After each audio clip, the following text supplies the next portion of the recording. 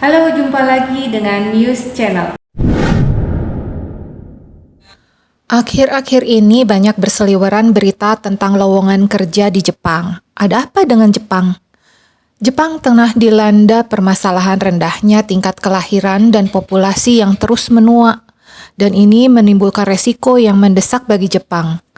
Angka kelahiran menurun di banyak negara maju, tapi di Jepang masalah ini sangat akut karena memiliki proporsi penduduk berusia 65 tahun ke atas yang tertinggi kedua di dunia, setelah negara kecil Monaco menurut data Bank Dunia. Diperkirakan jumlah kelahiran turun di bawah 800.000 di tahun 2022 lalu. Saat ini Jepang memfokuskan perhatian pada kebijakan tentang anak dan pengasuhan anak, karena masalah ini tidak bisa menunggu dan tidak bisa ditunda. Termasuk juga meluncurkan agen anak dan keluarga baru yang dirancang untuk mendukung orang tua dan memastikan keberlanjutan ekonomi terbesar ketiga di dunia. Jepang memiliki populasi 125 juta dan telah lama berjuang untuk memenuhi kebutuhan penduduk lansia yang jumlahnya terus bertambah. Faktor-faktor seperti tingginya biaya hidup, lebih banyaknya wanita yang memasuki dunia kerja, dan orang yang memilih untuk menunda memiliki anak. Upaya Jepang sebelumnya untuk mendorong orang agar memiliki lebih banyak bayi memiliki dampak terbatas. Meskipun ada juga subsidi untuk kehamilan, persalinan, dan pengasuhan anak. Tetapi subsidi pemerintah masih cenderung menyasar orang tua yang sudah memiliki anak, daripada menghilangkan kesulitan yang membuat kaum muda enggan untuk memulai berkeluarga. Selain itu, warga Jepang di wilayah pedesaan dominan merantau ke perkotaan. Ini sebuah realita di sana, tidak jauh berbeda dengan Indonesia, urbanisasi yang telah membudaya. Orang-orang muda pindah ke kota untuk mendapatkan kesempatan yang lebih baik. Mereka membiarkan rumah-rumah di desa kosong. Lebih dari 9 juta rumah kosong di tahun 2023 diambil oleh negara. Daerah pedesaan juga kekurangan pendapatan pajak. Jika urbanisasi memiliki persentase tinggi di suatu negara, maka wilayah daerah pedesaan yang ditinggalkan akan kesulitan mengembangkan potensi wilayahnya. Dan ini pun terjadi di Jepang. Daerah yang seharusnya dibangun oleh warga usia produktif justru malah ditinggalkan oleh penduduknya. Ini menjadi sebuah problema bagi Jepang yang notabene pengembangan industrinya lebih ke daerah yang jauh dari perkotaan. Kebutuhan akan tenaga kerja sangat tinggi. Tingkat permintaan produk buatan Jepang sangat tinggi. Mendorong tingkat produksi pun semakin meningkat. Jika tidak disertai tenaga kerja yang memadai, justru menjadi penyakit yang butuh diterapi. Pemerintah Jepang menaikkan bantuan finansial untuk anak sampai 1 juta yen atau kurang lebih 115 juta rupiah agar keluarga dapat pindah dari Tokyo. Rumah tangga yang memiliki 2 anak dapat menerima 3 juta yen bila mereka pindah dari Tokyo. Dengan kondisi demikian, berarti sangat wajar jika pemerintah Jepang sangat membuka pintu lebar-lebar untuk warga asing bekerja di Jepang, termasuk tenaga kerja dari Indonesia. Kerja atau magang di Jepang dari sisi penghasilan atau gaji memang sangat menggiurkan. Pihak pemerintah Jepang tentunya sudah memperhitungkan faktor untung ruginya berkaitan dengan ketenaga kerjaan negaranya, terutama yang berkaitan dengan pekerja asing.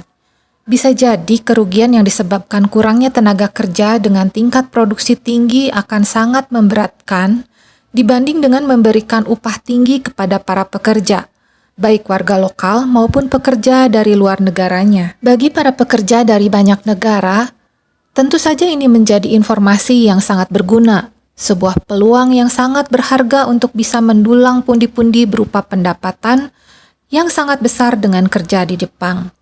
Apalagi bagi para pekerja di usia produktif, bukan saja peluang meraih penghasilan, tapi bisa jadi juga bekal pengalaman dan tentunya meningkatkan pengetahuan tentang negeri Sakura ini. Berminat untuk mengadu nasib di Jepang?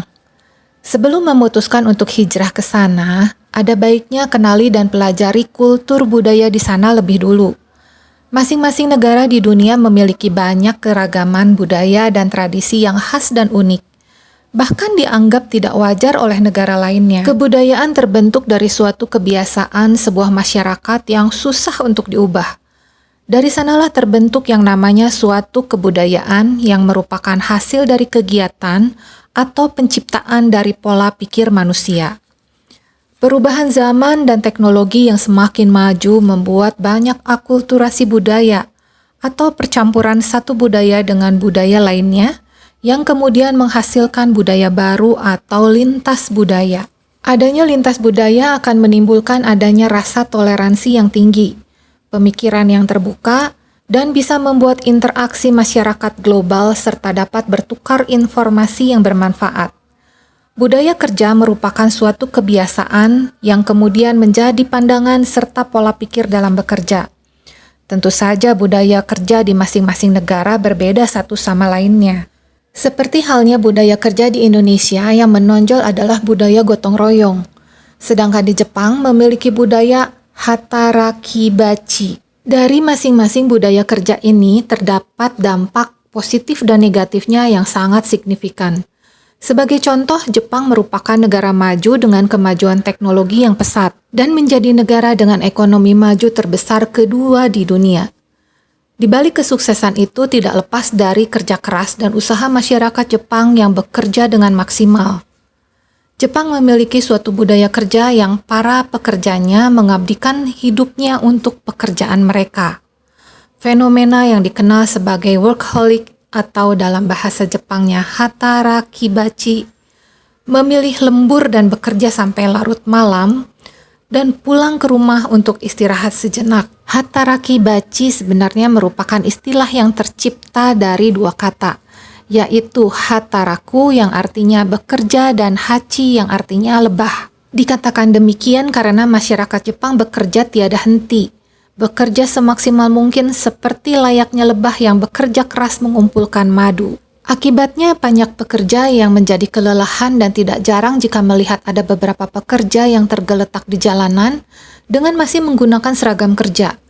Jam kerja yang panjang menjadi faktor utama terjadinya hal tersebut.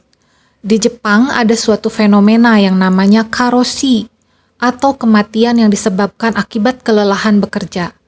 Dikutip dari kompas.com, tahun 2016 terdapat sebanyak 1.456 kasus karoshi yang terjadi di Jepang, dan angka tersebut meningkat dari kasus di tahun 2015. Hiroshi Kawahito, Sekretaris Jenderal Dewan Nasional Pembela Korban Karoshi memperingatkan bahwa angka aktual karoshi bisa 10 kali lebih besar karena banyak yang menutupi masalah ini. Beberapa kasus karoshi yang terjadi. Yang pertama dilansir dari The Guardian pada Maret 2017. Terjadi pada seorang pekerja bangunan untuk proyek pembangunan stadium Olimpiade baru di Tokyo. Menurut pernyataan pengacara keluarga korban telah bekerja lembur sebanyak 190 jam sejak sebulan sebelum kematiannya. Yang kedua, kasus karoshi selanjutnya adalah seorang jurnalis wanita Jepang bernama Miwa Sado, berumur 31 tahun, yang meninggal karena gagal jantung setelah bekerja lembur 149 hingga 1.559 jam dalam satu bulannya. Yang ketiga, seorang karyawan perusahaan Dentsu Tadashi Ishii yang bernama Matsuri Takahashi, meninggal karena mengakhiri hidupnya tepat pada hari Natal tahun 2015, karena depresi dan tertekan karena kelelahan bekerja. Sekarang kita bahas plus minusnya budaya kerja masing-masing. Budaya kerja gotong royong yang biasa terjadi di Indonesia. Kelebihannya adalah bekerja secara bersama dengan saling bahu-membahu membuat pekerjaan lebih cepat selesai. Yang kedua, pekerja lebih mudah akrab dan membangun sebuah rasa kekeluargaan antar pekerja. Tapi kekurangannya, karena terbiasa melakukan pekerjaan secara bersama, jika dihadapkan pada pekerjaan yang personal akan cenderung kurang percaya diri dengan hasil. Karena terbiasa bekerja secara bersama-sama juga, jika dihadapkan pada pekerjaan yang personal, waktu yang dibutuhkan akan menjadi lebih lama. Lalu bagaimana dengan budaya kerja hatarakibachi? Kelebihan yang pertama, target perusahaan menjadi tercapai dengan kerja keras yang maksimal. Yang kedua, SDM yang mumpuni dan berkualitas menjadi terbentuk karena persaingan yang ketat agar bisa bekerja di perusahaan yang diinginkan. Dan negatifnya adalah pekerja memilih lembur yang tidak wajar karena harus memenuhi target perusahaan. Selain itu, pekerja menjadi kelelahan, tertekan, dan depresi akibat dari tuntutan pekerjaan mereka.